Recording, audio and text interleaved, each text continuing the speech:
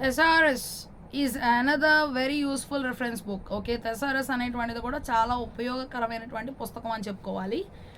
In thesaurus one can find all the synonyms grouped in one place.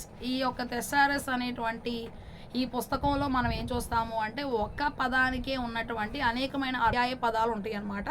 ఒక చోట అవన్నీ కూడా ఉంటాయి, అవి చూస్తాం. But unlike A dictionary it doesn't provide meanings of words. కానీ ఇదేంటి అంటే అర్థాలను ఇవ్వదనమాట. సో ప్రతి పదానికి ఉన్నటువంటి అర్థాలను ఇవ్వదు. It does not even give the pronunciation of words. ఒక పదాన్ని ఎలా పలకాలి అనేటువంటి ప్రొనౌన్సియేషన్ కూడా ఇవ్వదండి. Usage of words in different contexts, ఏ సందర్భాలు ఎలా వాడాలనేది కూడా చెప్పదు. It is just a reference book in which lists of equivalent words or synonyms are kept in one place for ready reference. Okay, so ఇదేంటి అంటే కేవలం సినోనిమ్స్ మాత్రమే ఒక ప్రాంతంలో ఉండేటువంటి విధంగా తయారు చేయబడినటువంటి పుస్తకం అనమాట. మనకు అవసరమైనప్పుడు ఊరికే తీసి చూసుకోవడం కోసం.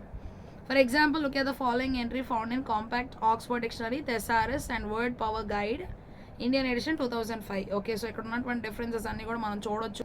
Adjective: awash, bedraggled, clammy, damp, dank, dewy, drenched, dripping, moist, muddy, saturated, sloppy, soaked, soaking, sodden, soggy, sopping, sauced, spongy, submerged, waterlogged, watery, wringing. ఇవన్నీ అడ్జెక్టివ్స్ అనమాట. సో నౌన్స్ అనమాట. సో ఆ నౌన్స్ ఏంటంటే dampness, dew, drizzle, humidity, liquid, moisture, rain. Verb ఏంటి అంటే dampen, douse, drench, irrigate, moisten, saturate, soak, spray, sprinkle, steep, water. Opposites dry. Okay, so ఒక్క పదానికి ఇన్ని రకాలైనటువంటివి అన్నీ కూడా ఇవ్వబడినాయి అనమాట. So types of thesaurus: by referring to the thesaurus one can know the synonyms and antonyms of a known word. Okay, so ఇక్కడ తెలిసినట్టు ఈ థెసారస్ అనేటువంటి ఈ పుస్తకాన్ని వాడినట్లయితే మనకు ఖచ్చితంగా వ్యతిరేక పదాలు ఒక పదానికి ఎన్ని ఉన్నాయి అనేది కూడా మనం తెలుసుకోవచ్చు. This helps one in enhancing once vocabulary. So ఇవి తెలుసుకోవడం ద్వారా మనకు వొకాబులరీ అనేది బాగా పెరుగుతుంది. It helps in replacing wag and weak words by providing concrete words.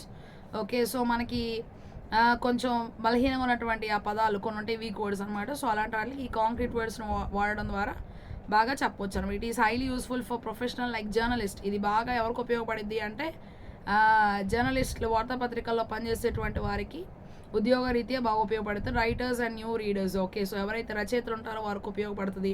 ఇప్పుడే కొత్తగా చదవడం ప్రారంభించిన వారికి ఉపయోగపడుతుంది. Comparison between dictionary and థెసారస్.